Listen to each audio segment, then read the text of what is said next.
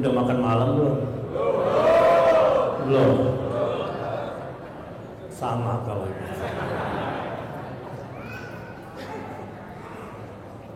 Alhamdulillahilladzi lam yattakhidh walada wa lam yakul lahu syarikun fil mulk wa lam yakul lahu waliyyun minadh dhul.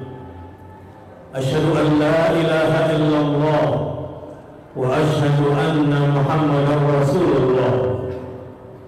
Allahumma fassalli wa sallim wa barik ala nabiyyina wa habibina wa syafi'ina wa qa'idina wa maulana Muhammadin sallallahu alaihi wasallam wa ala alihi wa ashabihi wasallam. Yang terhormat Bapak Ketua Yayasan Masjid Raya Baitur Rahman beserta seluruh jajaran pengurusnya di Tamir, kemudian juga Pak Haji Bambang selaku macam-macam ya, Dewan Masjid Indonesia, Majelis Ulama Indonesia, ya di mana-mana lah ya. Berikut jajarannya semua yang ada di sini. Dan yang saya cintai, yang saya muliakan Bapak-bapak, Ibu-ibu semua di Denpasar khususnya yang hadir pada malam hari ini. Mudah-mudahan semuanya dilimpahkan kasih sayang dan perlindungan Allah Azza wa Jalla. Berbahagia sekali malam hari ini saya berada di sini. Tentu hajat tertinggi kita adalah taqarruban ilallah. Semoga apa yang kita lakukan pada malam hari ini semakin mendekatkan kita kepadanya, semakin terbentang jalan-jalan hidayah buat kita semua.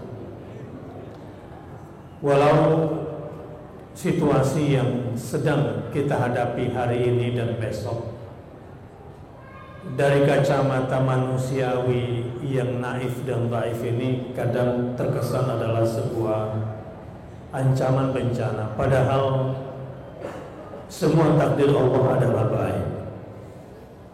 Jika kita beriman kepada takdirnya khairuhu wa syarruhu, bahwa bagi Allah Subhanahu wa taala pencipta kematian dan pencipta kehidupan, baginya sama saja.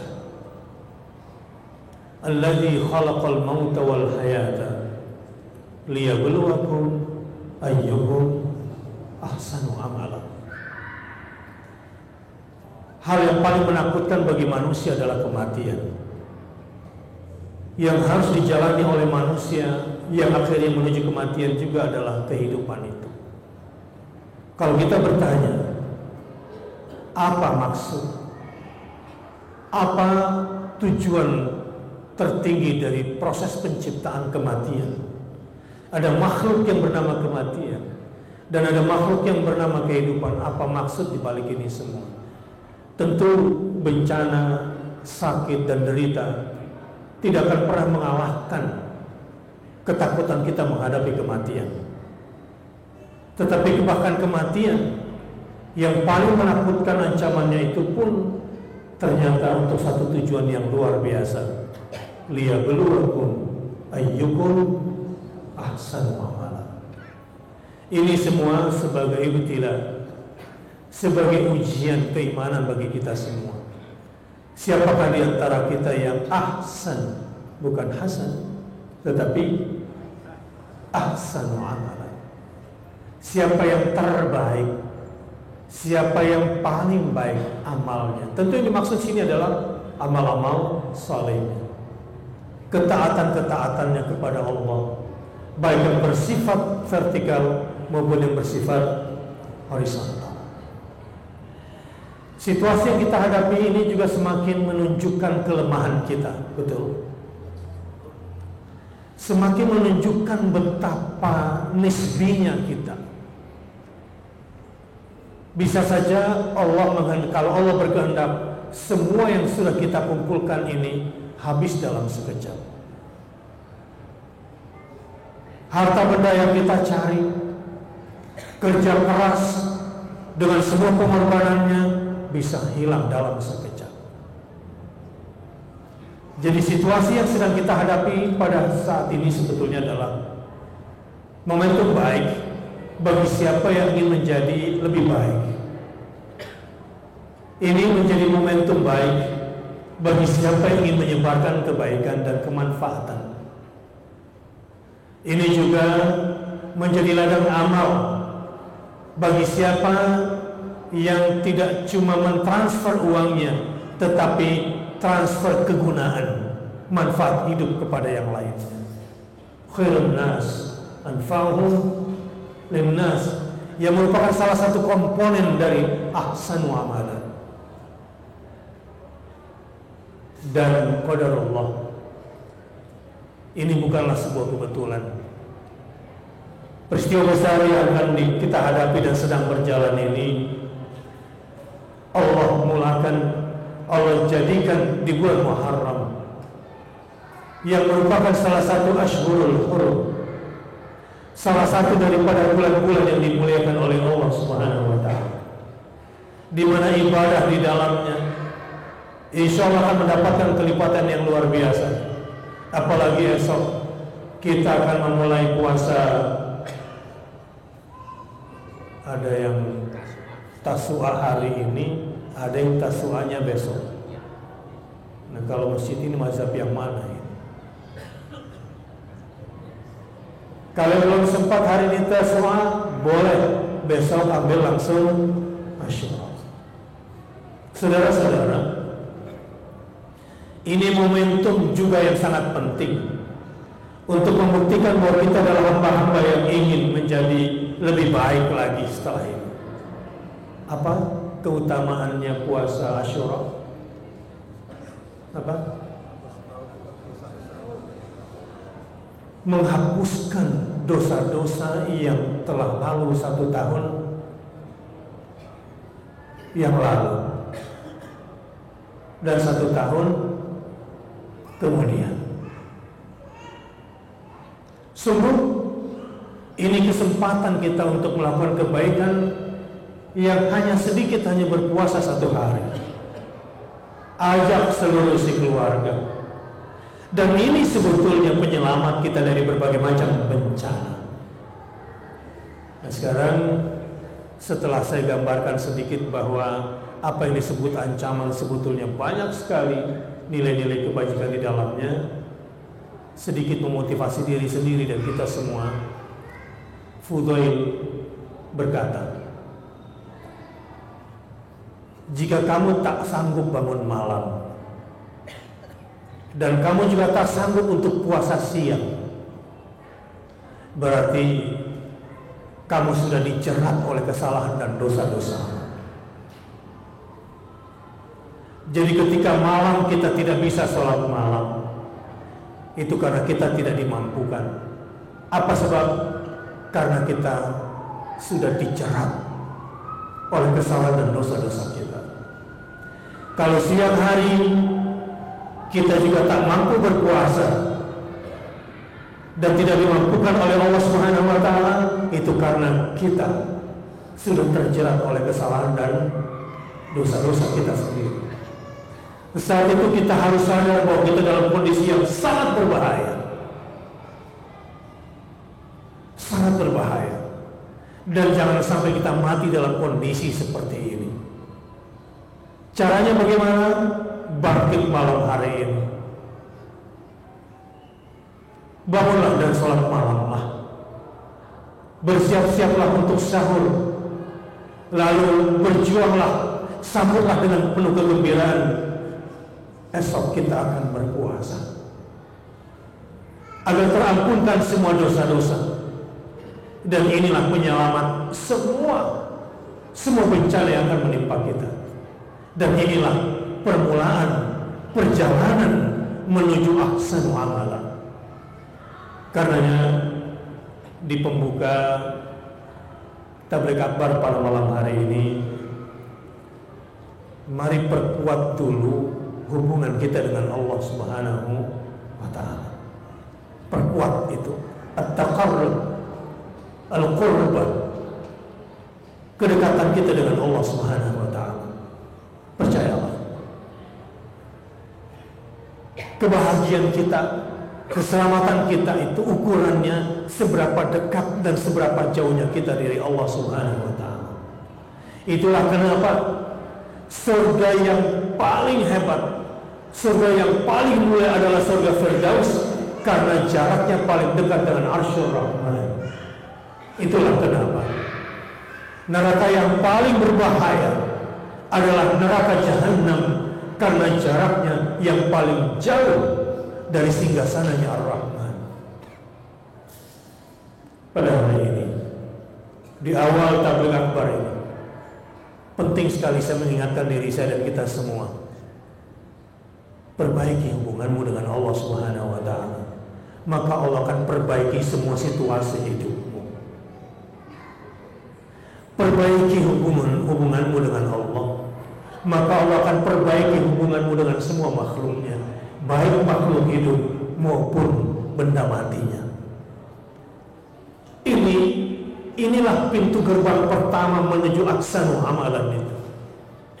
Sebaik-baik amal yang harus kita mulakan untuk menghadapi kemungkinan paling pahit, kemungkinan paling membahayakan, bahkan kematian itu sendiri akan menjadi ladang kebaikan bagi kita ketika kita hadapi semuanya dengan memulakan taqarruban ilallah, mendekatkan diri kepada Allah Subhanahu wa taala dengan berbagai macam bentuk ketaatan.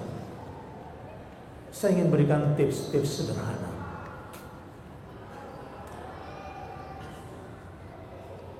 Maukah kita tahu kita sedang dekat atau jauh dari Allah? Mau tahu berapa mulia dan berapa hinanya kita di hadapan Allah Subhanahu wa taala? Sederhana sekali untuk mendeteksi diri.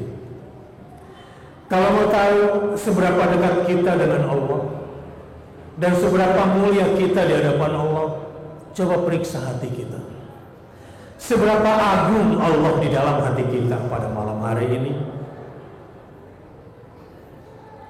Seberapa agung asma Allah di dalam hati kita pada saat ini? Jika hati kita kosong dari Allah, jika Allah tidak agung di dalam hati kita, itu menandakan bahwa kita tidak mulia di hadapan Allah. Wa may ya'shu an dzikrir rahmani nuqayyid lahu syaitanan fahuwa lahu qarin. Padahal barang sekejap saja kamu lupa mengingat Ar-Rahman, maka tidak ada jeda sedikit pun setan langsung mengambil alih sistem kemanusiaanmu yang paling inti, yaitu kalbumu. Dikendalikannya kalbumu, diisinya hatimu dengan perkataan-perkataan, kalimat-kalimat setan. Wal'iyadu billah. Untuk itu, mari agungkan Allah Subhanahu wa ta'ala, sekaligus memohon ampun kepadanya. Ada satu zikir yang ingin saya ajarkan, sebagaimana diajarkan oleh baginda Rasulullah SAW kepada Ali bin Abi Thalib dalam riwayat yang sahih. Barang siapa yang membaca zikir ini akan diampunkan oleh Allah, padahal dia sudah diampunkan sebelumnya. Begitu bahasa Rasulullah SAW.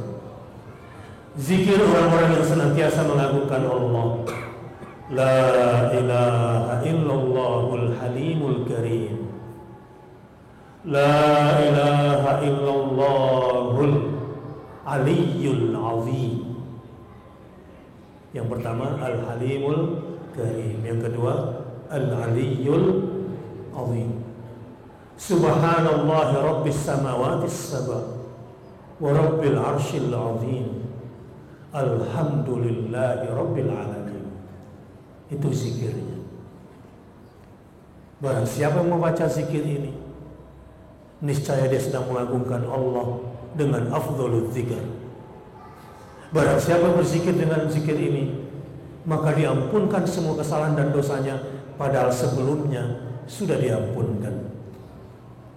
Saya mencoba untuk menafsirkannya sedikit dengan ilmu saya yang bodoh, bahwa orang-orang yang berzikir dengan zikir itu dengan penuh keyakinan dan pemahaman, maka setelah diampunkan dosanya, dipenuhi semua hajat-hajat hidupnya.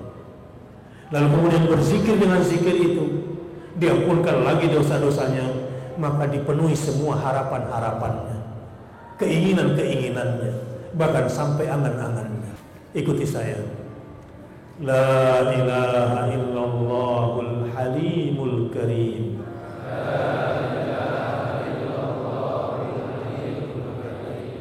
La ilaha illallahul aliyyul azim.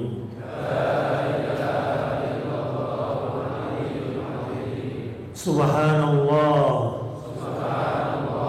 Rabbis samawati sab'a wa rabbil arshil azim. Alhamdulillahi rabbil alamin. Saudaraku, hadis ini sering digunakan oleh para ahli ma'rifat yang selalu mendekatkan diri kepada Allah lewat asma'nya, khususnya ketika ingin mengenal lebih dekat lagi asma Allah Al-Halimul Karim, Al-Aliyyul Azim. Tapi pada kesempatan ini dari 4 asma itu, saya coba fokuskan pada asma Allah Al-Aliyyu, karena saya berharap mudah-mudahan semua yang hadir di sini akan dekat dan semakin dekat dengan Allah Subhanahu wa taala. Karena saya ingin mengajarkan ilmu ini, berharap agar Bapak, Ibu, adik dan anak-anakku sekalian, ayah bunda, itu semakin tinggi derajatnya di hadapan Allah Subhanahu wa taala. Dan saya kira mudah-mudahan ini juga menjadi bekal kuat buat kita menghadapi tantangan hari esok yang kita tidak tahu apa yang akan terjadi. Idza zulzilatil ardu zilzalaha wa akhrajatil ardu athqalaha wa qala al-insanu ma laha yawma idzin tuhadditsu akhbaraha bi anna rabbaka awhala. Bahasa kita erupsi, bahasa ilmiah mengatakan ini adalah sebuah proses kontraksi menuju letusan pasca erupsinya ini. Tapi bahasa orang-orang beriman yang diajarkan oleh Allah, tuhaditsu akhbaraha, beginilah cara bumi bertutur, begini cara gunung berkata-kata. Tetapi tutur dan kata mereka adalah Tuhan mereka. Bi anna rabbaka awhala. Ketika manusia bertanya semua kepada bumi yang bergoncang, yang mengeluarkan benda-benda terberatnya, manusia bertanya, bumi, gunung, ada apa dengan engkau hari ini? Kenapa hari ini engkau tidak bersahabat? Padahal selama ini engkau aku pijak, aku injak, aku gali, aku eksploitasi, engkau diam, bahkan memberikan manfaat. Tapi kenapa hari ini engkau tidak bersahabat lagi denganku? Bi anna rabbaka awhala. Tuhanmu yang perintahkan aku untuk bersikap begini terhadapmu. Gunung, ada apa dengan engkau? Selama ini engkau adalah destinasi wisata yang mengagumkan, mendatangkan harta benda dan kesenangan dalam hidupku. Tapi kenapa hari ini engkau tidak bersahabat? Ada apa engkau? Ada apa dengan dirimu, wahai gunung? Bi anna rabbaka awhala. Tuhanmu yang perintahkan aku, Tuhanmu yang wahyukan kepadaku untuk bersikap seperti ini kepadamu. Tentu untuk kasus Gunung Agung saya tidak ingin mengatakan akibat dosa-dosa. Walau surah Az-Zalzalah itu sangat terkait berkaitan dengan perilaku manusia. Alam ini sifatnya sebetulnya hanya merespon apa yang dilakukan oleh manusia di atasnya. Mudah-mudahan ahsanu amalan semakin kuat setelah ini. Tetapi apa yang terjadi dengan Gunung Agung, ya kalau menurut prediksi ilmiah adalah sebuah proses alamiah, normal. Kalau saya menggambarkannya, kalau Bapak Ibu punya bisul, bisulnya di ketiak sini gitu kira-kira. Inginnya bisul cepat meletus atau biarkan lama meradang? Meletus. Kalau perlu ditusuk-tusuk dikit gitu ya, supaya cepat. Ini proses normal sebetulnya. Cuma kadang manusia yang tidak pandai mengimani takdir Allah, khairuhu wa syarruhu. Untuk itu supaya pandai, mari kita coba dekatkan diri kita dengan Allah Subhanahu wa taala. Periksa lagi hati kita, seberapa agung Allah di hati kita. Sudahkah idza dzukirallahu wajilat qulubuhum?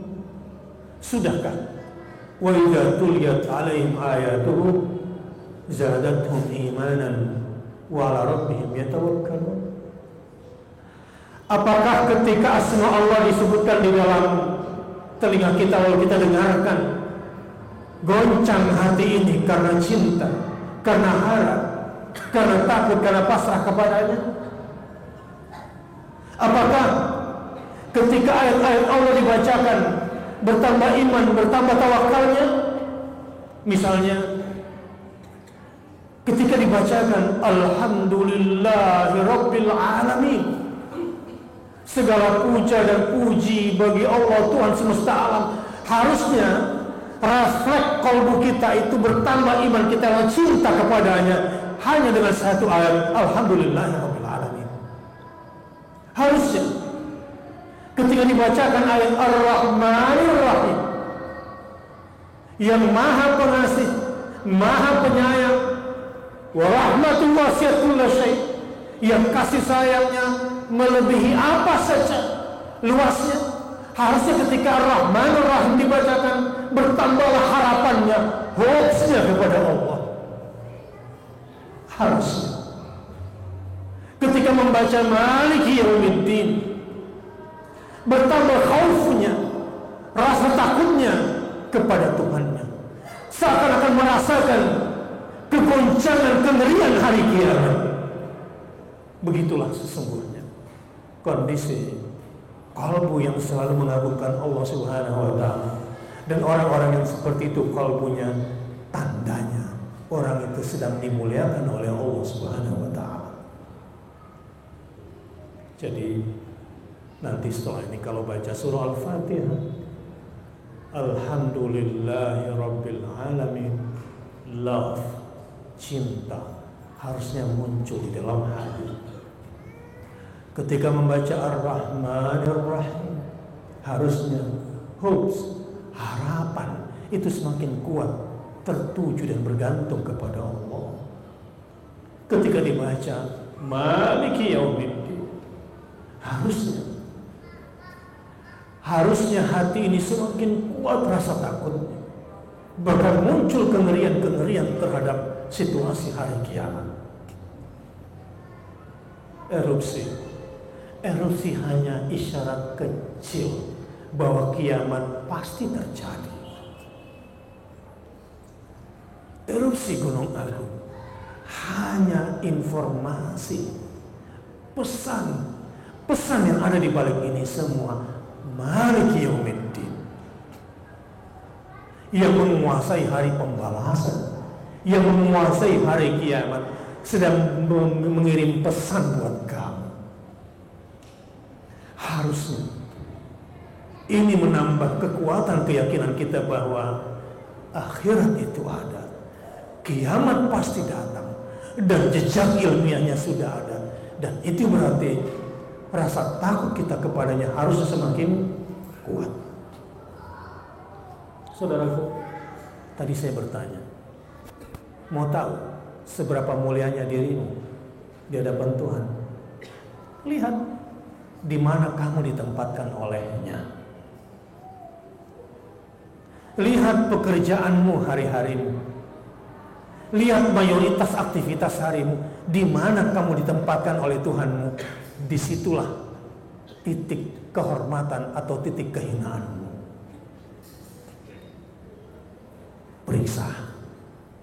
Periksa perbuatanmu. Mau tahu bagaimana cara matimu nanti? Mau tahu? Enggak perlu ada gunung agung. Di sini pun kalau sudah ditakdirkan ini juga masjid belum jadi, bisa saja tiangnya roboh dan kita semua mati. Tapi kalau matinya di sini sih untunglah, alhamdulillah ya. Kita sedang ditempatkan di tempat yang mulia. Jadi kalau mau tahu bagaimana cara mati kita nanti, lihat bagaimana cara hidupmu, begitulah cara matimu. Mau tahu bagaimana dalam keadaan bagaimana nanti kamu dibangkitkan dari kuburmu? Seperti itu cara matimu, seperti itu pula nanti kamu dibangkitkan dari kubur. Bersama siapa kamu dibangkitkan dari kuburmu? Lihat, kau habiskan waktu bersama siapa dalam hidup. Nah, hari ini menghadapi situasi yang tak menentu ke depan. Saya lihat tadi pengungsi sudah di 9 kabupaten kota. Jumlah pengungsinya sudah lebih dari 140.000 tadi saya lihat. Saya tidak tahu berapa biaya yang harus dikeluarkan setiap hari oleh pemerintah daerah. Bagaimana MCK-nya? Bagaimana pendidikan anak-anak? Dan ini belum jelas berapa lama ke depan ini. Bagaimana wisata? Apakah masih tertarik orang datang ke sini? Bagaimana ekonomi pada hari ini? Saya tidak perlu menakut-nakuti. Tetapi orang-orang yang beriman, bukan itu yang difikirkannya setiap hari. Yang dia pikirkan adalah bagaimana posisi saya di hadapan Tuhan saya. Seberapa agung saya mengagungkan Allah Azza wa Jalla. Enggak penting apa semua yang terjadi, tapi hari ini aku punya rencana untuk menjadi orang yang lebih baik dan lebih baik lagi dalam beramal. Karena aku ingin mati dalam keadaan sudah menjadi yang ahsanu amalan. Karena itu dari mana mulainya? Saya katakan mulailah membangun kedekatan dengan Allah Subhanahu wa Ta'ala. Caranya sederhana. Berzikirlah sebanyak-banyaknya. Bertasbihlah di waktu pagi dan petang. Sederhana, simple, gratis. Semua ini bisa berubah. Walau anna ahlul qura amanu wattaqu lafatahna alaihim barakatim minas sama. Ada penduduk satu negeri beriman, penduduk satu negeri kemudian bertakwa. Kamu yang bilang itu adalah bencana, tidak sayang. Justru yang dimuntahkan nanti mineral-mineral yang sangat berharga buat kamu. Ada banyak manfaat dari sebuah siklus kehidupan baru. Ada biota-biota baru. Ada manfaat-manfaat baru yang Allah berikan kepada kamu. Ini semua. Apakah kita sedang tenang? Apakah sedang tertimpa bencana?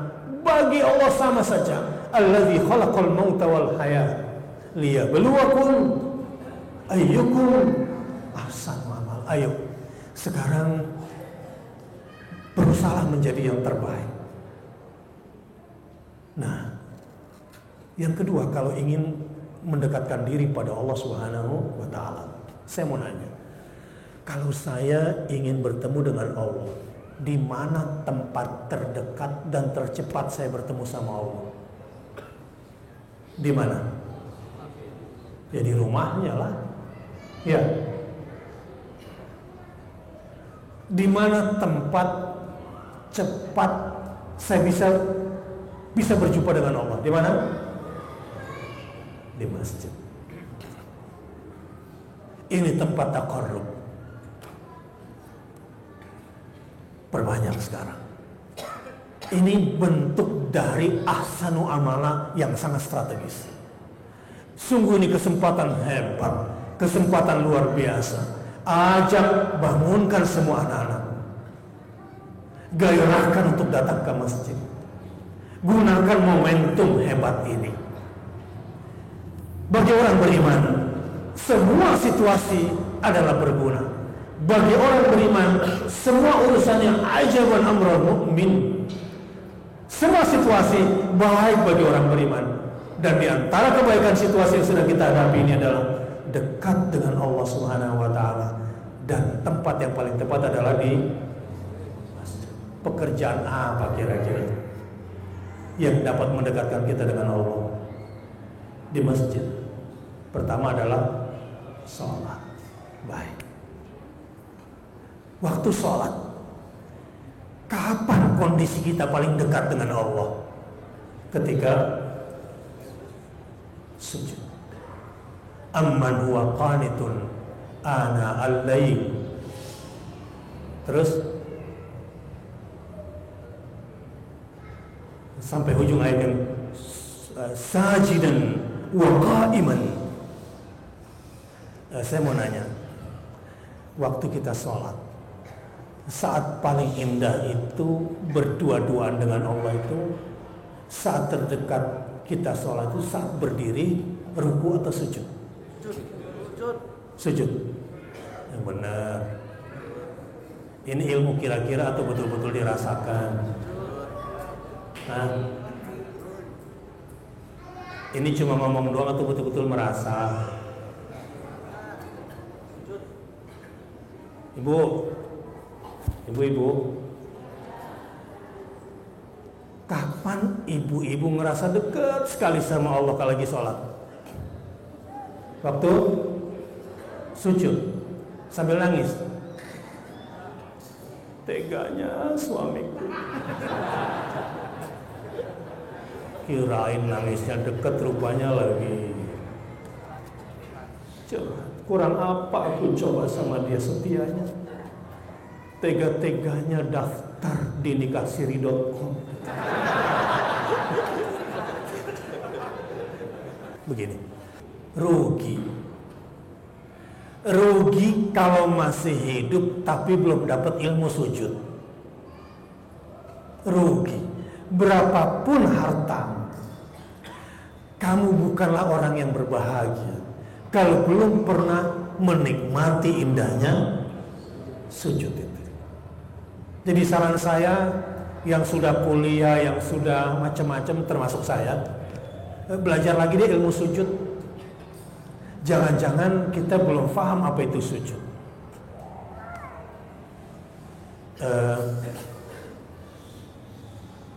Kenapa waktu sujud yang kita baca Subhana Rabbiyal A'la? Kan Asmaul Husnanya yang maha tinggi itu kan Al-Aliyyu, gitu kan? Kenapa? Harusnya kan Subhana Rabbiyal Aliyyu. Sering menikmati bacaan itu enggak kalau sujud? Jadi saya nggak ngerti, waktu sujud sebetulnya sedang menikmati apa sih? Kalau bacaannya sendiri juga tidak difahami, nggak apa-apa. Itulah makanya Ustadz kita undang ke sini, gitu kan? Nggak usah nanya, gitu. Begini. Ada yang menarik.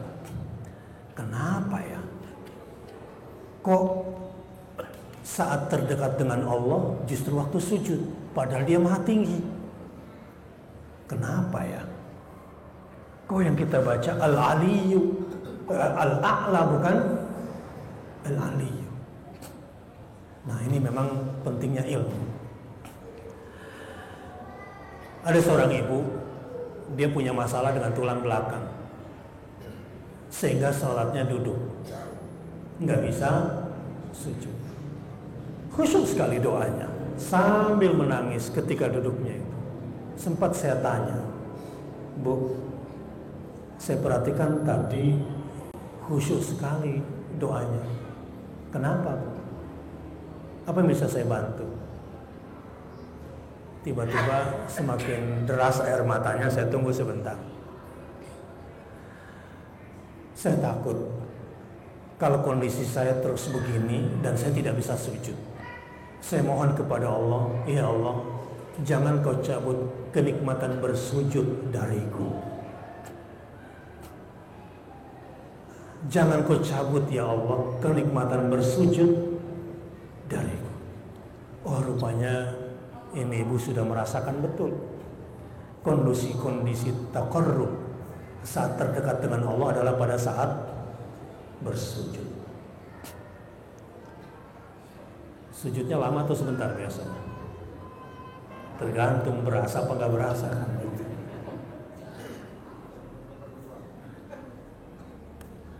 Jamaah rahimakumullah. Allah yang maha tinggi zatnya, itu biasanya kalau terkait dengan zat Allah kita menyebutnya Al-Aliyyu. Tapi kalau sudah terkait dengan sifatnya yang maha kuasa, biasanya kita menyebutnya Al-A'la. Jadi kalau zat Al-Aliyyu, kalau sifat dia yang tinggi posisinya dan berkuasa, Al-A'la. Nah, sekarang saya mau tanya, kenapa kalau kita menyebut nama Allah di belakang kita sering menyebut Subhanahu wa ta'ala? Apa artinya wa ta'ala? Halo? Subhanahu, maha suci dia, wa dan ta'ala, apa artinya ta'ala? Maha tinggi juga. Lalu apa bedanya? Al-Aliyyu maha tinggi, Al-A'la maha tinggi, Ta'ala maha tinggi. Saya sedang memperkenalkan Allah lewat asma'nya agar semakin menikmati sedikitnya ilmu sujudnya. Keberatan nggak ya? Saya juga nggak paham yang saya omongin sebetulnya. Masa nggak paham sih? Kita paham ya? Baik. Cara meninggikan Allah yang paling tepat adalah dengan bersujud. Dan ketika kita bersujud, kita sedang merasakan tingginya zat Allah Subhanahu wa ta'ala. Misalnya begini, saya misalnya orang kaya punya hotel 70 lantai atau punya kantor 70 lantai, tapi umur saya saat itu 70 tahun. Sesuai umur lah kira-kira. Kira-kira saya yang punya banyak pegawai di 70 lantai ini, umur 70 tahun, milik kantor di lantai 70 atau lantai ground? Hah? Gue gak mau dan tinggi-tinggi, lutut udah gak normal kan gitu. Sehingga tinggal kantornya di lantai bawah. Lihat, kedudukan saya tinggi, di gedung itu, tetapi zat saya rendah karena ada yang di atas saya. Karena saya di lantai 1, anak buah saya di atas saya. Allah Subhanahu wa ta'ala tinggi zatnya, tidak ada yang di atas Allah Subhanahu wa ta'ala. Tidak ada. Kalau di atas kita ada apa? Atap. Di atas atap ada apa lagi? Cicak gitu. Di atas kubah ada apa lagi? Burung gitu. Di atas burung ada apa lagi? Masih banyak benda-benda di atas kita. Allah zatnya itu tinggi sekali, dan tidak ada lagi yang di atasnya secara zat. Jelas, udah tahu Allah yang maha tinggi. Bahkan Allah yang punya singgasana bernama Arash, makhluk terberat yang Allah ciptakan di dunia adalah Arsyur Rahman wa zinata arsy. Subhanallah wa bihamdi adada khalqi wa ridha nafsi wa zinata arsy. Makhluk terberat adalah dan tertinggi adalah Arsy. Makanya orang-orang yang sering memuji Allah sebagai Rabbus samawati sab'a wa Rabbil Arsy, al-azim, itu orang ilmunya tinggi sebetulnya. Ngomong-ngomong, sering menikmati zikir yang itu, Rabbil Arsyil Azim, sering menikmati itu. Sayang kalau keburu mati dan belum kenal Allah sebagai Rabbil Arsyil Azim. Allah yang berada di atas singgasananya itu bahkan tidak menyentuh singgasananya, dan masih banyak lagi barrier, penghalang-penghalang yang jaraknya tak terhingga, dan Allah masih berada di ketinggian sana yang tidak terjangkau. Allah, untung gak punya Allah yang maha tinggi. Ngomong-ngomong, sering bersyukur gak punya Tuhan maha tinggi? Kayaknya enggak deh. Saya tahu kapan lu sujud syukur. Saya tahu kapan sujud syukur kalau fulus. Ini sujud kapitalis namanya. Sujud materialisme namanya. Allah. Ayo kita mengenal Allah lebih dekat lagi untuk merasakan keagungan. Tinggi zatnya. Jadi Allah itu Aliyun A'la, di atas ketinggian sana. Allah yang maha berkuasa mengendalikan semuanya. Semua dikendalikan oleh Allah Al-A'la. Jadi ketika kita sujud Subhana Rabbiyal A'la, sebetulnya kita sedang mengagungkan Allah. Kita setarakan kening kehormatan dengan telapak kaki kehinaan ini. Kita sejajarkan dengan refleks di dalam benak kita, meninggikan Allah Al-Ali sekaligus memuji, meninggikan Dia dengan cara yang benar sesuai dengan sifatnya. Di atas ketinggian sana dengan kudrahnya Dia kendalikan semuanya. Subhanallah Rabbis samawati sab'a wa Rabbil Arsyil Azim. Maha suci Dia, Tuhan pemilik 7 lapis langit, bahkan pemilik arsy yang agung, benda yang paling tinggi dan agung itu. Aduh, sesak dada ini kalau sudah menggambarkan itu semua.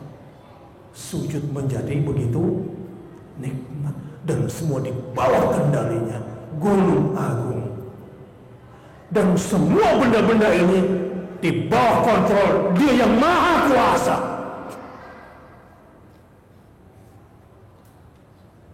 Gunung pun akan meletus dan meledak. Takut kalau kita sadari akan karena merasakan keagungan Tuhannya.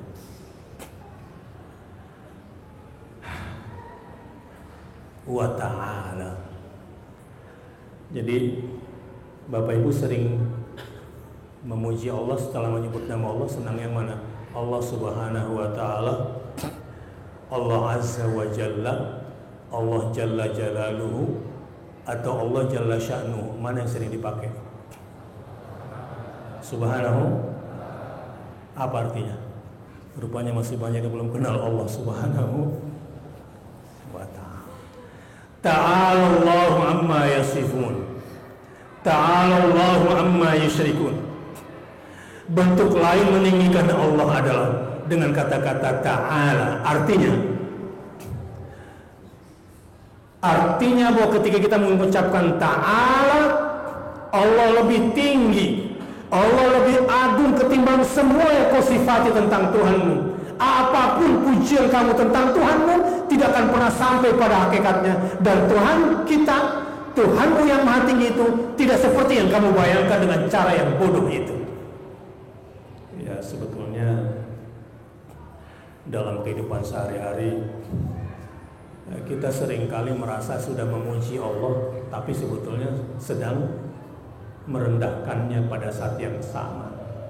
Lihat cara-cara orang berterima kasih pada Tuhan dengan menyisakan sedikit makanan sejumput buat Tuhannya. Gitu kan? Ada nggak kayak gitu? Nggak usah ketawa, lu juga kayak gitu. Mau tahu? Dari seluruh hartamu yang kau berikan untuk Tuhanmu, yang sejumput atau yang terbaik, yang mayoritas? Jadi sama dong. Sama. Dari seluruh waktumu, yang kau berikan untuk Tuhanmu, untuk agama Tuhanmu, untuk menegakkan aturan Tuhanmu dari waktumu dan tenagamu yang sejumput atau yang mayoritas? Hah? Sama dong kalau gitu. Karena Allah belum agung di hati kita. Karena Allah belum agung di hati kita. Karena kita belum ma qaddarnallaha haqqa taqdirih. Kita belum memuji Dia sebagaimana sepatutnya. Sehingga ta'ala Allah amma tasifun.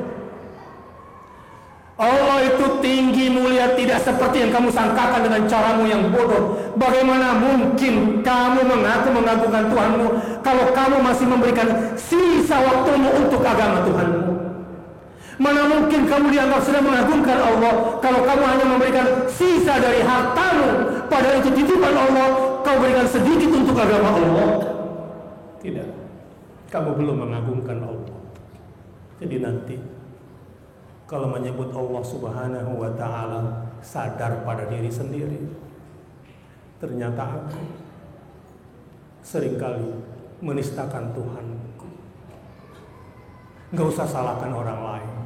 Walaupun ta'ala ini jenis kosakata yang menegasikan segala bentuk pujaan terhadap Tuhan, tapi sebetulnya pada saat yang sama sedang menistakan Tuhan. Maka pada kesempatan yang berbahagia ini baru muqaddimah, belum masuk ke inti bahasan. Sampai jam berapa rencananya? Allahumma sholli ala Muhammad wa ala ali sayyidina Muhammad. Setelah mendekatkan diri kepada Allah Subhanahu wa taala dengan hal-hal yang saya katakan tadi, mulai hari ini saya ingin sampaikan perkataan sahabat saya lupa, saya baca dari kitab Raqaiq wa Zuhud. Yang pertama kali Allah cabut dari kamu adalah kekhusyuan, dan yang terakhir kali Allah cabut dari kamu adalah salat. Dan di akhir zaman ini banyak masjid dipenuhi orang salat, tapi tidak ada kekhusyuan di dalamnya. Jadi yang pertama kali Allah cabut di akhir zaman ini adalah banyak khusyuk. Yang terakhir kali Allah cabut adalah, sehingga jarak antara dicabutnya khusyuk dengan sholat, berarti manusia di sini sudah kehilangan substansi sholat, yaitu kekhusyukan. Dan rasa khusyuk itu hanya bisa dirasakan oleh mereka-mereka yang sangat concern untuk selalu berada di sisi dekat Tuhannya. Jamaah rahimakumullah. Tentu sayang sekali kalau hanya kita sendiri dan tidak terimplementasi dalam kehidupan keseharian bahwa kita sedang dekat dengan Allah Azza wa Jalla. Cara implementasinya saya ingin berikan dua konsep saja. Membuktikan kalau kita sudah dekat dengan Allah Subhanahu wa taala. Yang pertama, saya kasih tema, jangan berikan yang sisa untuk Allah. Apa? Jangan berikan yang sisa untuk, jangan kasih Allah sisa waktu, jangan kasih Allah sisa tenaga, jangan kasih Allah sisa harta. Setuju? Terus kasih berapa? Kasih berapa buat Allah? Semuanya. Dan tidak akan dikurangi. Semua waktumu untuk Allah, semua hartamu untuk Allah, semua tenagamu untuk Allah. Apa yang dimaksud untuk Allah, Ustaz? Untuk agamanya, untuk tegakkan perintahnya, untuk jauhi larangan.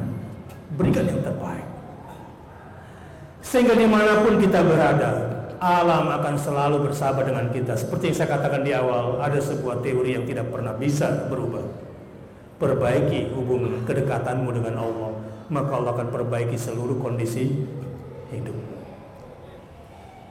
Jadi mulai hari ini, jangan berikan yang sisa untuk agama Allah. Siap?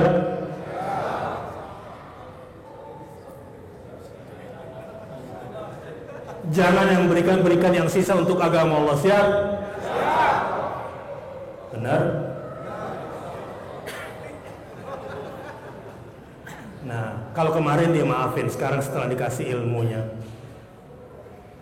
insya Allah nggak ada yang terkurangi sedikit pun dari nikmat Allah ketika kita sudah berikan kepada Allah. Ya, lihat. Orang yang bersyukur akan ditambah nikmatnya. Dan karena bertambah nikmatnya, bersyukur lagi dia.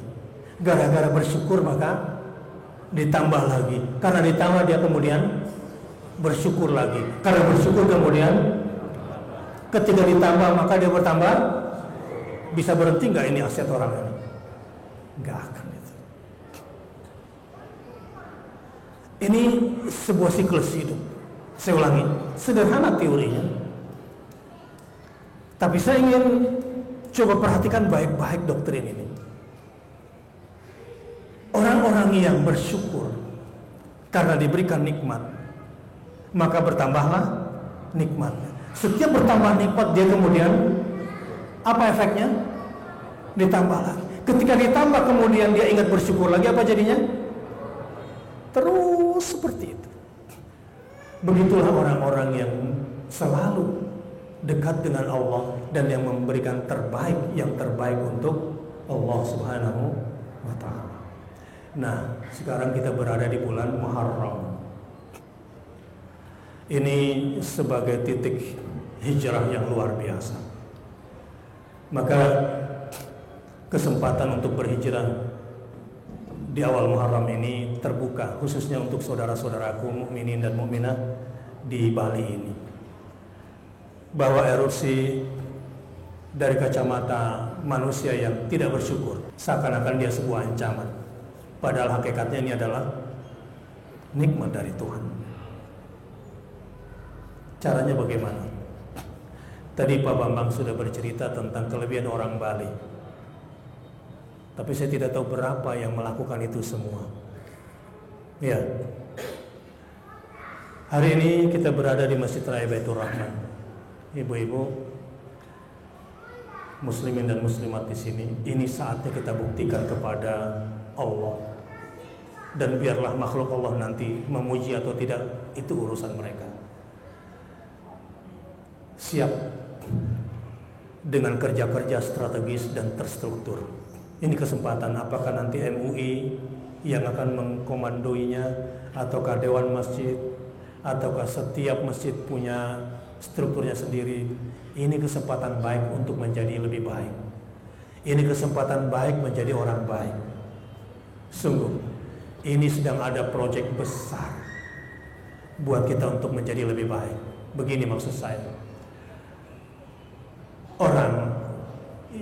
Orang mukmin itu, orang-orang Islam itu, ciri khasnya itu suka memberi makan kepada orang yang dikenal dan orang yang tidak dikenal.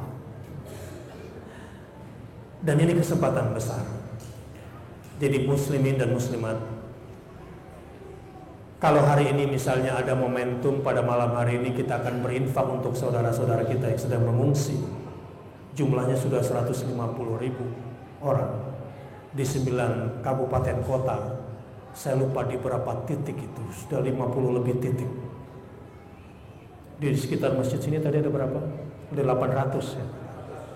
800. Ini kan sudah butuh dapur umum. Ini kesempatan bagi siapa yang ingin melipat gandakan perolehan kebaikan dan balasan kebaikan dari Allah Subhanahu wa ta'ala. Ini kesempatan untuk membuktikan bahwa umat Islam di Bali adalah umat yang cinta damai, adalah umat yang senantiasa berserah diri kepada Allah Subhanahu wa ta'ala. Ini kesempatan untuk membuktikan bahwa kita termasuk orang yang sedang mengagungkan Allah. Kita termasuk hamba-hamba Allah yang ingin ditempatkan di tempat yang mulia olehnya, yaitu dengan memberikan yang terbaik buat saudara-saudara kita. Bapak Ibu sekalian, kalau orang-orang yang ilmu ekonominya jurusan ekonomi lemah kuliahnya, jurusan ekonomi lemah itu kan pemasukan sebesar-besarnya, pengeluaran sekecil-kecilnya, ini biasanya gendut ya, buncit ya, karena kan maunya masuk terus, keluarnya bermasalah nggak orang seperti itu? Pemasukan sebesar-besarnya, pengeluaran apa jadinya kira-kira?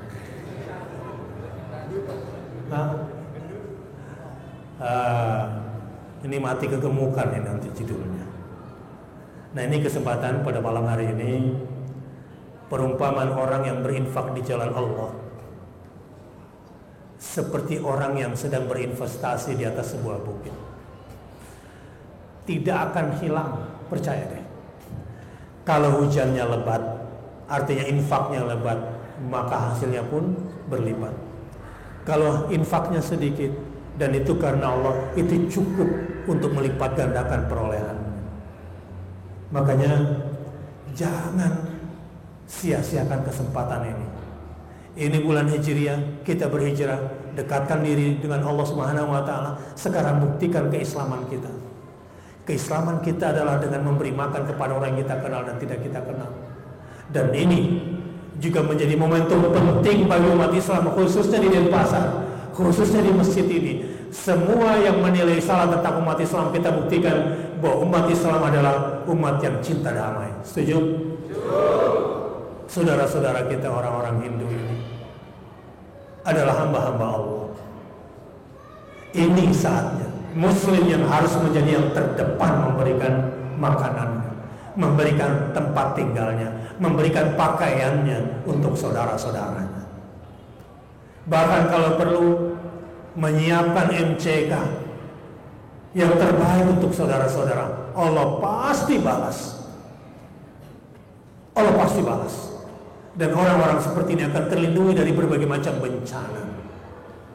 Jangan malah mikirin diri sendiri, beli rumah di Jakarta, ya segera pindah, yang di sini bodoh amat gitu. Dalam kondisi seperti ini tidak salah untuk berhijrah, tapi yang salah adalah kalau kamu yang harusnya paling bertanggung jawab, tapi kamu malah pergi. Berarti ini lari dari nikmat yang sudah disiapkan oleh Allah Subhanahu wa taala. Mudah-mudahan setiap kita akan bekerja lebih terorganisir, sebab kalau sendiri-sendiri nanti itu kurang efektif. Hasilnya nanti malah kacau. Mudah-mudahan segera dibentuk satu tim supaya terorganisir, dan insya Allah saudara-saudara Muslim kita di seluruh Indonesia ini akan kita siarkan, akan datang memberikan bantuan ke sini. Bapak Ibu insya Allah tidak sendirian. Tugas kita umat Islam, siapkan dapur-dapur umum yang enak, yang higienis, yang manusiawi, yang santun. Jangan membiarkan dia antri kepanjangan. Kalau perlu kita datang melayaninya. Siap? Sungguh inilah sebuah perbuatan ahsanu amalan yang sedang ditunggu-tunggu. Dan insya Allah lihat setelah ini, kalau kita sudah buktikan kesungguhan kita di hadapan Allah, bahwa ancaman di depan mata ini, bahkan kematian yang sudah mengancam, justru menjadi peluang bagi kita untuk menjadi orang yang melakukan ahsanu amalan. Lihat, akan ada perubahan-perubahan luar biasa buat kita di sini. Dan insya Allah mudah-mudahan Allah berkahi tanah Bali ini karena umat Islam yang melakukan kebaikan-kebaikan. Dan mudah-mudahan akan ada perubahan-perubahan luar biasa, menjadikan Bali lebih sejahtera lagi, lebih damai lagi, lebih tentram lagi, lebih bersatu lagi. Siap? Takbir. Ini kesempatan kita. Jadi kalau orang di Jakarta lagi ribut-ribut demo lawan apa gitu, orang Bali sekarang fokus. Ada pekerjaan yang lebih prioritas. ada pekerjaan yang lebih mulia di depan mata. Rugi kalau sampai ibu-ibu masak tiap hari nggak ngasih makan orang lain, rugi besar.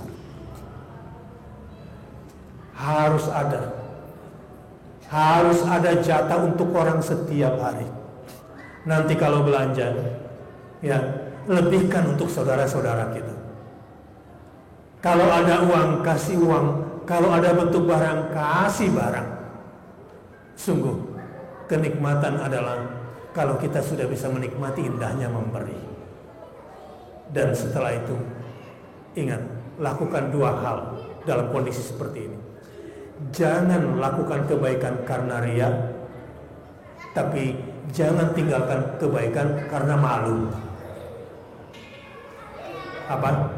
Jangan lakukan kebaikan karena, dan jangan tinggalkan kebaikan karena. Orang beriman itu harapannya hanya Allah Subhanahu wa taala. Untuk itu kepada panitia, kalau memang sudah siap, mudah-mudahan ini bisa jadi modal awal ya, membuat sebuah manajemen yang baik. Apalagi yang di sini bisnisnya punya kemampuan manajemen stok, manajemen pergudangan, sumber bahan baku dari hulu, kemudian juga punya transportasi. Ini saat yang baik kita bantu pemerintah daerah, karena saya yakin kondisi pengungsi yang begini banyak, dengan kondisi ekonomi yang sekarang kurang begitu baik, maka kebaikan dan donasi dari umat ini sangat diharapkan dan pasti akan meringankan pemerintah daerah. Dan saran saya nanti kepada pengurus, ini jangan jalan sendiri-sendiri, tetaplah terkoordinasi dan bekerja sama dengan pemerintah daerah, khususnya dari BNPB ya, dari BNPB daerah yang pasti sudah punya sistem dan masuk ke dalam sistem itu. Jadikan ini sebagai ladang kebaikan buat kita semua. Berikan yang terbaik, berikan yang terbaik. Tapi saran saya, nggak usah ngasih jam tangan, susah jualnya. Kalau Rolex nggak apa-apa lah. HP juga susah nggak jualnya. Kalau emas bolehlah, ya, emas boleh agak gampang ngejualnya. Rugi kalau hari ini kita tidak memberikan infak yang terbaik. Berikan infak yang terbaik. Sambil berzikir, La ilaha illallahul halimul karim.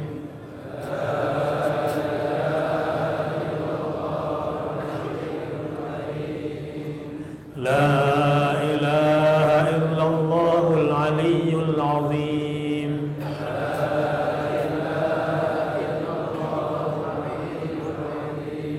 Subhanallah,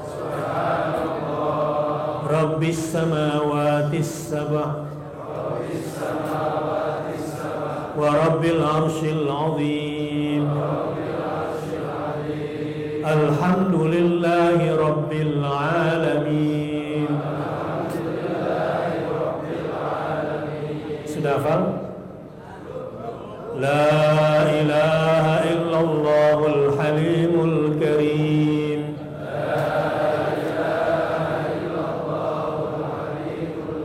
Jadi yang pertama la ilaha illallahul halimul karim. Yang kedua La ilaha illallahul aliyyul azim.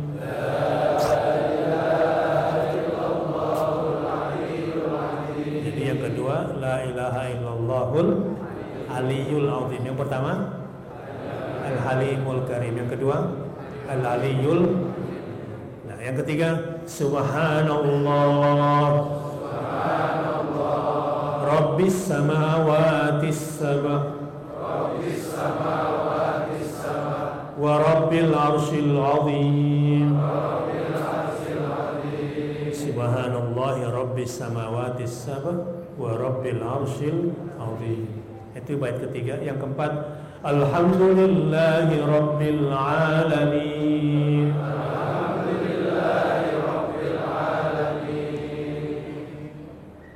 La ilaha illallahul halimul العظيم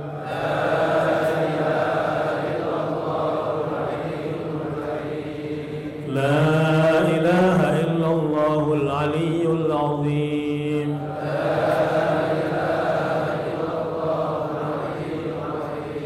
سبحان الله رب السماوات السبع ورب العرش العظيم. Baik, ada dua tambahan penting yang ingin sampaikan kepada saudara-saudaraku di Denpasar ini dan mohon disebarkan ke sebali. Pertama, pilih pemimpin, karena kita minoritas di Bali ini. Nanti kalau memilih pemimpin, pilihlah yang paling kecil resikonya terhadap umat Islam. Apa? Yang paling kecil resikonya untuk kepentingan umat. Jauhi kepentingan kelompok, jauhi kepentingan pribadi. Insya Allah, kalau umat Islam di Bali mau bersatu, mau gak bersatu? Satu caranya, insya Allah, dalam soal memilih pemimpin kita semua bersatu. Kalau targetnya satu, li'izzil Islam wal muslimin. Insya Allah kita bisa bersatu. Lupakan kepentingan pribadi. Kepentingan pribadi maksudnya begini, mungkin kita dekat dengan salah satu calon pemimpin, tapi secara keseluruhan merugikan, membahayakan umat Islam. Tapi untuk dia, untuk kelompoknya enggak. Nah, ini yang biasanya jadi masalah. Kalau kita mau bersatu dan umat Islam memberikan kedamaian dan mendukung kekuatan bersatu padu dengan pemerintah daerah, pilih calon pemimpin di Bali nanti. Yang nggak mungkin kita memilih Muslim, ya, karena kita minoritas mungkin. Tapi pilihlah yang paling kecil. Tapi satu syaratnya, di tengah nanti perbedaan pendapat, pilihlah, bersatulah li'izzil Islam wal muslimin, demi kepentingan Islam dan umat Islam. Siap? Siap bersatu untuk kepentingan Islam dan umat Islam? Saya berkewajiban untuk menyampaikan ini. Insya Allah Bali akan senantiasa dalam kedamaiannya. Bali insya Allah, umat Islam siap menjaga persatuan di Bali? Siap menjaga perdamaian di Bali? Enggak macam-macam dan bikin rusuh di Bali, siap? Itu tentu ciri umat Islam. Lakukan itu li'izzil Islam wal muslimin. Insya Allah akan diberikan pemimpin yang terbaik di Bali ini. Siap bersatu? Untuk kepentingan Islam, siap? Takbir. Jangan pecah-pecah lagi ya. Terutama buat para tokoh nih. Tokoh kelontong, tokoh bangunan, tokoh. Ini kadang-kadang elitnya ini loh. Ya. Apakah itu tadi tokoh kelontong, tokoh bangunan, tokoh-tokoh ini, elit-elitnya ini kadang-kadang punya kepentingan dirinya dan kelompoknya. Sebetulnya tidak sadar dia sudah merugikan umat Islam. Ya Allah, kalau kita baca surat Al-Baqarah 214, enggak boleh memilih pemimpin kafir itu. Illa an tattaqu minhum tuqah. Kalaupun terpaksa memilih pemimpin yang bukan dari kalangan agama, itu sekedar bersiasat. Bersiasat supaya kepentingan agama Allah ini, ya, kepentingan Islam ini tidak lebih parah lagi. Jauhi kepentingan pribadi, jauhi kepentingan kelompok. Dahulukan kepentingan apa? Islam. Insya Allah umat Islam di Bali bisa menjadi model umat Islam seluruh Indonesia. Takbir. Yang kedua, Ini pesan penting yang ingin saya sampaikan. Ini lagi rame-rame soal komunisme. Ya. Begini. Ini soal komunisme memang kayak kentut ini belakangan ini. Ada baunya tapi nggak kelihatan barangnya. Gitu. Ya. Kecium nggak baunya? Apa rasanya? Begini, saya ingin menyampaikan ini supaya kita bersatu, ya. Begini, waktu kita berkiblat ke barat, maka sampah ideologi kapitalis, materialis masuk, betul nggak? Misalnya, sekolahin anak yang paling tinggi kemana? Amerika, gitu kan? Karena belajar ilmu dari sana, otomatis doktrin ideologi kapitalis, materialis masuk nggak? Kiblat ekonomi kemana? Ke barat. Masuk gak aturan-aturan kapitalis? Masuk. Belajar hukum kemana? Ke barat. Masuk gak ideologi hukum barat? Masuk. Jadi tanpa disadari, kita ini sebetulnya diam-diam sudah jadi kapitalis dan sudah nyaman menjadi orang matre sebetulnya. Ya. Saya bilang tadi doanya aja doa kapitalisme. Sujud syukurnya bukan karena, saya mau nanya, pernah nggak bersyukur alhamdulillahilladzi lam yattakhidz walada? Syukur alhamdulillah, untung Tuhanku nggak punya anak. Pernah nggak bersyukur begitu? Kagak. Lo orang nih bersyukur alhamdulillah dapat duit kan. Ini yang namanya doa kapitalis itu. Doa materialis. Pernah nggak Anda memuji Allah? Walam yakun lahu syarikun fil mulk. Alhamdulillah, untung Tuhanku tidak punya partner dalam kepemilikan dan kekuasaan di jagat raya ini. Pernah nggak bersyukur begitu? Hah? Baru malam ini rencananya.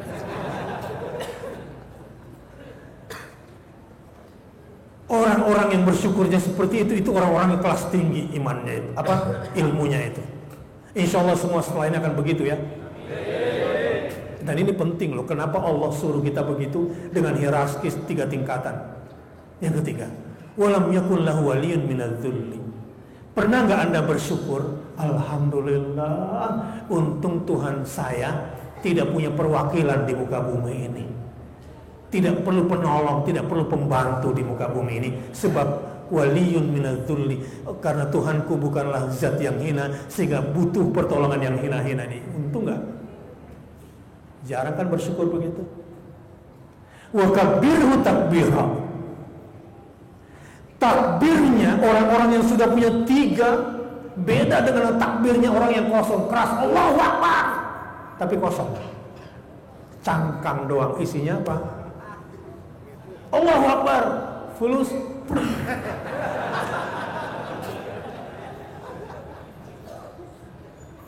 Alhamdulillahilladzi lam yattakhidz walada wa lam yakun lahu syarikun fil mulk wa lam yakun lahu waliyyun minadz-dzulli. Allahu Akbar. Saya juga baru belajar sebetulnya. Setelah saya sering bersyukur dengan cara itu, mulai dari hal sederhana. Saya mendoktrin agar saya terbebas dari doktrin kapitalisme, materialisme ini. Alhamdulillah. Pak, Ibu,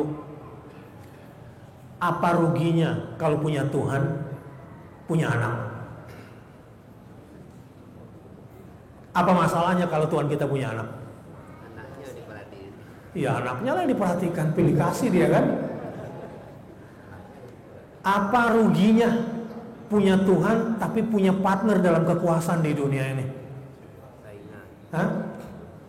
Wah, maka kita akan mengabdi ya kepada penguasa-penguasa yang membuat kita akhirnya terhinakan. Tidak. Nah, maksud saya begini.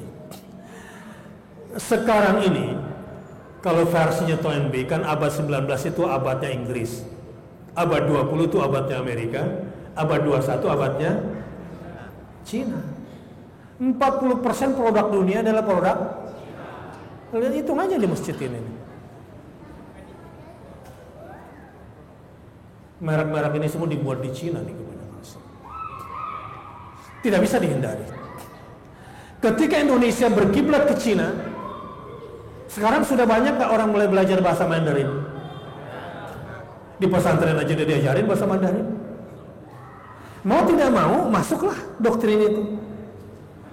Banyak gak orang-orang Indonesia, orang-orang partai sekolah politik ke Cina? Oh, udah banyak. Banyak gak calon-calon jenderal yang KKN ke Cina? Banyak. Ini konsekuensi dunia saat ini. Karena memang blok yang sekarang sedang kuat bukanlah blok Amerika Eropa. Yang kuat itu blok Cina, Rusia, sama Iran itu. Makanya Korea Selatan berani ngelawan Amerika. Dia tahu Amerika lagi lemah. Indonesia berani ngelawan siapa?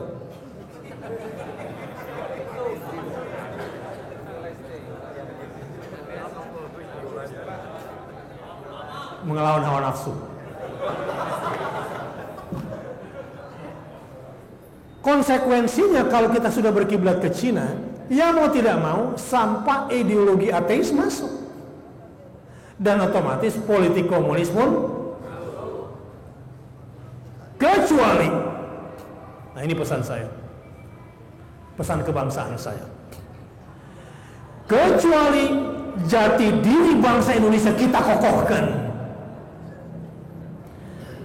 terutama kepada ketuhanan yang Maha Esa, kemanusiaan yang adil dan beradab, persatuan Indonesia, kerakyatan yang dipimpin oleh hikmat kebijaksanaan dalam permusyawaratan perwakilan, dan keadilan sosial bagi seluruh rakyat.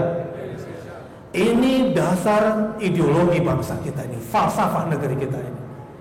Jati diri bangsa ini kita perkuat. Begitu juga di ekonomi. Kalau Cina bilang, oke, saya akan masukin duit saya, tapi kamu harus pakai sistem saya. Indonesia bisa nolak gak? Hanya bisa menolak kalau kita berpegang kepada jati diri, undang-undang dasar kita tentang perekonomian kita. Betul gak? Pasal berapa? 33. Pegang itu. Ini yang sekarang sudah mulai hilang. Nah, orang-orang di Denpasar sedang dikasih yang terdepan oleh Allah Subhanahu wa taala. Adalah prinsip ta'awun. Prinsip saling tolong menolong. Sistem kooperatif. Mari kita pelajari. Umat Islam harus kuat ekonominya. Umat Islam harus bersatu padu membangun ekonominya sendiri. Dan mudah-mudahan di Bali ini juga akan terbentuk nanti koperasi-koperasi umat Islam. Siap? Koperasi di antara masjid. Siap? Kita bangun kekuatan ini, jati diri bangsa ini. Setelah kita kuatkan tauhid, kita kuatkan kemanusiaan kita kuatkan persatuan kita. Insya Allah kerakyatan dan keadilan sosial yang sekarang sedang bermasalah di Indonesia ini bisa kita selesaikan. Kalau jati diri bangsa kita kokohkan di sini. Nah, untuk itu insya Allah kita akan bisa terlepas dari kapitalisme dan tidak dijajah oleh komunisme kalau narasi-narasi Islam yang kita gunakan untuk menerjemahkan ketuhanan yang Maha Esa, kemanusiaan yang adil dan beradab, persatuan. Jauhi pemikiran-pemikiran liberal. Misalnya ada yang bilang begini, nggak usah marahlah sama ateis, Tuhan aja nggak marah.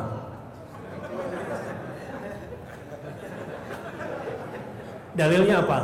La ikraha fid din. Aduh. Ada lagi yang lebih parah.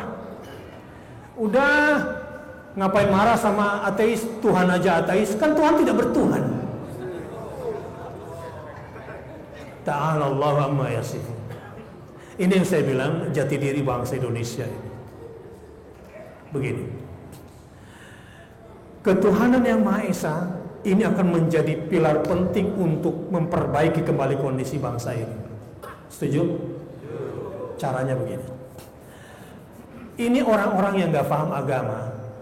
Dia bilang gak usah marahlah sama ateis, karena Tuhan pun tidak marah. Dalilnya la ikraha fiddin. Gak begitu monyong tafsirnya. Lalu apa gunanya akal? Apa gunanya ilmu? Lalu apa gunanya negara? Ini implementasinya nih. Ketuhanan yang Maha Esa, jati diri bangsa dengan narasi Islam begini maksudnya. Enggak kayak orang-orang barat dengan doktrin HAM-nya. Ini sudah mulai masuk liberalisme pemikiran di kita ini. Ini harus kita lawan. Makanya harus berilmu dan kembalikan ini ke narasi agama. Maksudnya begini. La ikraha fid din. Iya, udah terlanjur ada iblis. Enggak usah berpikir berjuang bagaimana caranya agar iblis bertobat. Enggak usah. Pekerjaan sia-sia. Innal ladzina kafaru sawa'un 'alaihim a'anzartahum am lam tunzirhum. Udah deh, enggak akan udah ada, memang harus ada orang kafir di muka bumi ini, harus ada. Nah, yang kayak gitu lokalisir. Bukan kemudian membenarkan dia. Nah, si liberal ini kan ya udah harus ada orang kafir, benarin gitu kan? Dia bermaksiat, biarin aja. Begitu maksudnya. Di mana gunanya akal? Akal inilah yang menuntun kita bisa membedakan mana hak, mana. Ilmu itulah yang menuntun kita agar beramar ma'ruf nahi. Dan fungsi negara adalah melindungi rakyatnya, keyakinannya dari berbagai macam intervensi ateisme dan kekufuran. Betul nggak? Nah, itu orang kalau belajar kayak gini dia benar. Itulah fungsinya akal, fungsinya ilmu, dan fungsi negara. Adapun perkataan yang kedua, ini sayangnya yang ngomong kayak gini profesor bidang agama pula, tapi saya nggak tahu agama apa gitu.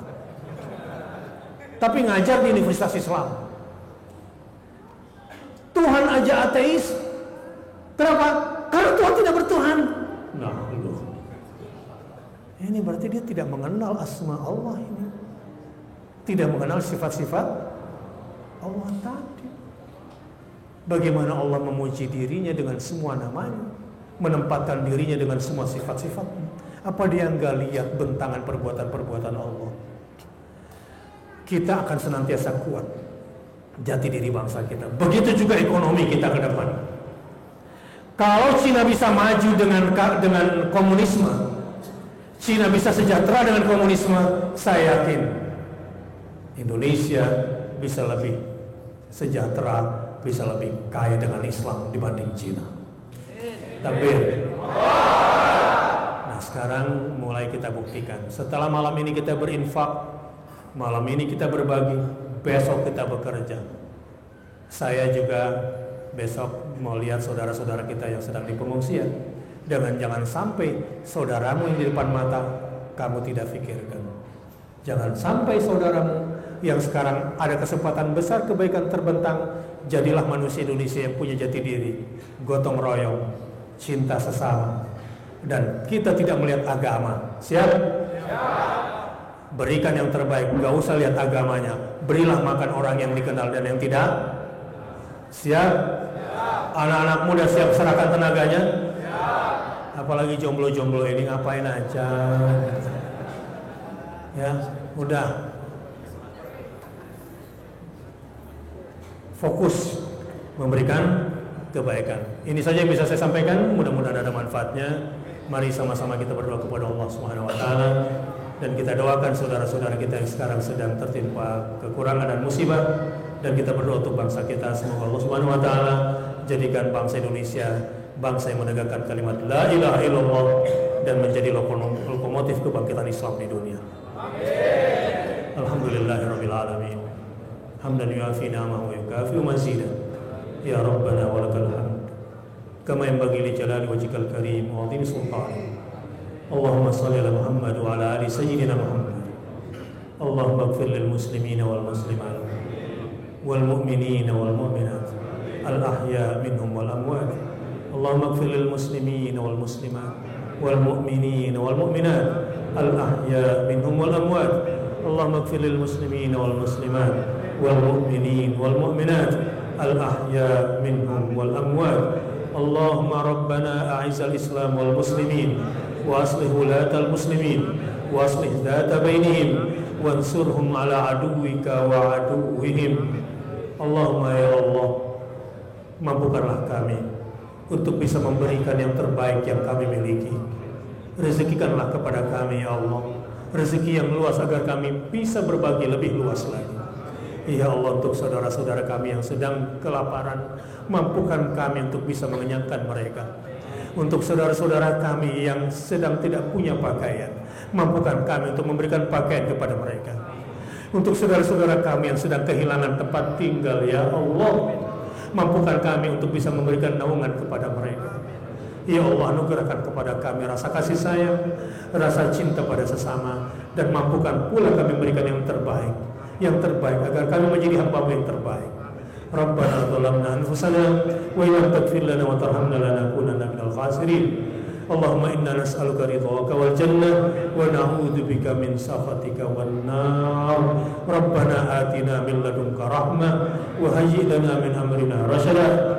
Rabbana atina fid dunya hasanah wa fil akhirati hasanah wa qina adzabannar. Wa sallallahu ala nabiyyina Muhammadin sallallahu alaihi wasallam. Subhana rabbika rabbil izzati amma yasifun wa salamun alal mursalin walhamdulillahi rabbil alamin. Aqulu qouli hadza wa astaghfirullah li wa lakum. Wassalamualaikum warahmatullahi wabarakatuh.